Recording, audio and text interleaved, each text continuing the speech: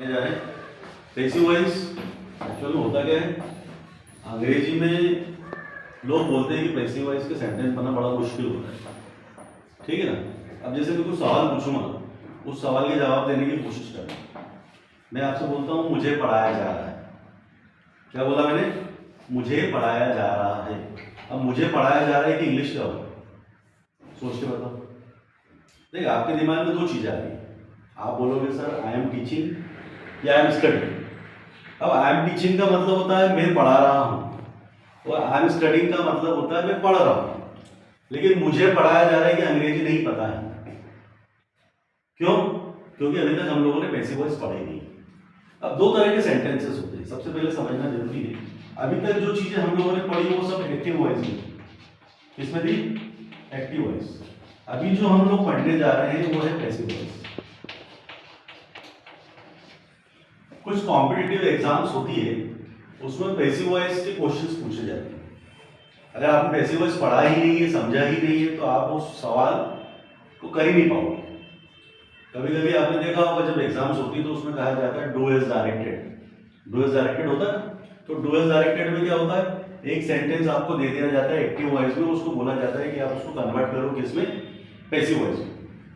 अब जैसे यहाँ पर लिखा आई एम टीचिंग यू, इसका मतलब है हिंदी में मैं आपको पढ़ा रहा हूं। ये एक्चुअल में किसमें है? एक्टिव वॉइस में। अब मुझे इसको पैसिव वॉइस में कन्वर्ट करना है, अभी मैं तरीका नहीं बता रहा हूं उसको कन्वर्ट कैसे करेंगे। आपको you are being taught by me, ये एक्टिव वॉइस और ये पैसिव वॉइस है। ठीक, अगर आपको इसका फार्मूला नहीं पता है, आपको ये नहीं पता कि पैसिव वॉइस सेंटेंस कैसे बनाया जाता है, तो आपके लिए बड़ा मुश्किल हो जाएगा।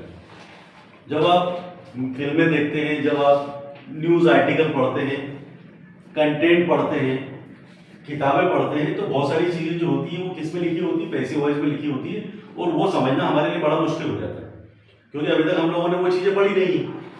अब इसका मतलब क्या है? इसका मतलब है मैं आपको पढ़ा रहा हूँ, और इसका मतलब पैसिव वॉइस में हो गया आपको मेरे द्वारा पढ़ाया जा रहा है। चलिए, ये तो एक मैंने एग्जांपल दिया, इसको समझते हैं कि होता क्या है। इसको समझने का एक बहुत अच्छा तरीका है। देखिए एक्टिव वॉइस, इसको हम बोलते हैं, फिलहाल एक्टिव और पैसिव की बात करते हैं। कोई व्यक्ति सिगरेट पी रहा है तो ये कहलाएगा एक्टिव स्मोकर। क्या कहलाएगा? Active smoker. इसका धुआं, जो व्यक्ति सिगरेट बीड़ी नहीं पी रहा है उसके मुंह में जा रहा है, तो वो क्या कहलाएगा? वो कहलाएगा पैसिव स्मोकर। पैसिव स्मोकर का मतलब क्या है? कोई सिगरेट पी रहा है और उसका धुआं मेरे शरीर में जा रहा है, जबकि मैं सिगरेट भी नहीं पी रहा हूं। तो एक्टिव और पैसिव में समझ में आ गया, एक्टिव क्या है, पैसिव क्या है। अब देखो, मैं बहुत आसान तरीके से समझा रहा हूं, अगर ये समझ लिया तो तुम्हारी 90% प्रॉब्लम इंग्लिश से रिलेटेड खत्म हो जाएगी, क्योंकि ये कोई पढ़ाता ही नहीं। देखिए सबसे पहले हम लोग लेते हैं present indefinite tense. Present indefinite tense में देखो क्या होता है, फार्मूला होता है सब्जेक्ट प्लस वर्ब की फर्स्ट फॉर्म एस या E S, object plus other words. ध्यान से देखना, सवाल क्या आता है कि सर सब्जेक्ट और ऑब्जेक्ट पहचानने का तरीका क्या होता है। मैंने क्या बताया था?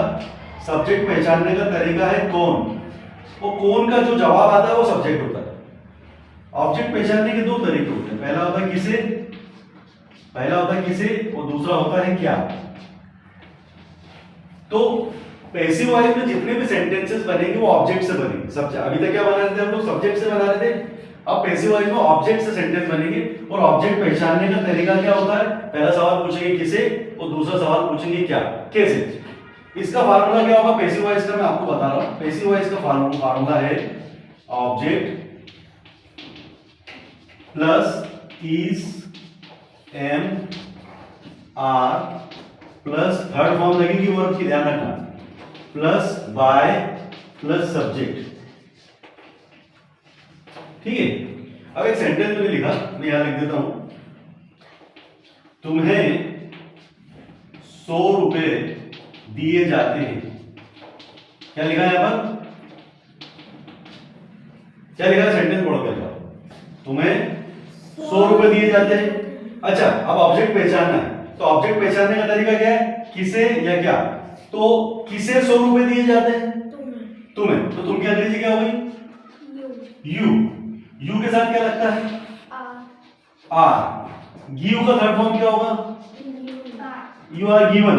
कितने कितने रुपए दिए जाते हैं, यू आर गिवन 100 रुपीज। आपको 100 रुपए दिए जाते हैं, यू आर गिवन 100 रुपीज। ये ध्यान रखना है। ऑब्जेक्ट पहचानने का तरीका क्या है, किसे या क्या।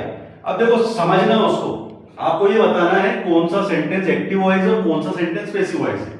मैंने आपको बोला मैं तुम्हें 100 रुपए देता हूं, क्या ये एक्टिव है या पैसिव है, जल्दी से बताओ, एक्टिव है या पैसिव है। चलो आप थोड़ा सा कंफ्यूज हो रहे हैं, मैं इसको बताता हूं। एक्टिव वॉइस है तो क्यों है, और पैसिव वॉइस नहीं है तो क्यों नहीं। सेंटेंस क्या है, मैं तुम्हें 100 रुपए देता हूं। चलो सेंटेंस किससे स्टार्ट हो रहा है, कौन तुम्हें 100 रुपए देता है, मैं। तो सब्जेक्ट से सेंटेंस बन रहा है, आई गिव यू 100 रुपीज। क्या हो गया, आई गिव यू 100 रुपीज। जो भी सेंटेंस सब्जेक्ट से बनते हैं, सब्जेक्ट से स्टार्ट होते हैं, वो एक्टिव वॉइस होते हैं, और जो सेंटेंस ऑब्जेक्ट से बनते हैं वो पैसिव वॉइस होते हैं। ठीक है ना। चोर को पुलिस द्वारा पकड़ा जाता है, तो किसे पकड़ा जाता है, किसे पकड़ा जाता है, चोर को। तो thief is caught by police, thief is caught by police. अब इसी सेंटेंस को अपन नेगेटिव बना देते हैं, ठीक है ना। अभी जैसे बहुत सारी बातें होती हैं जो आप लोग हिंदी में करते हैं, लेकिन आपको पता नहीं होता कि ये जो बात कर रहे हैं वो एक्चुअल में है पैसिव वॉइस में। आपने किताब में पढ़ा होगा, it is called third law of motion.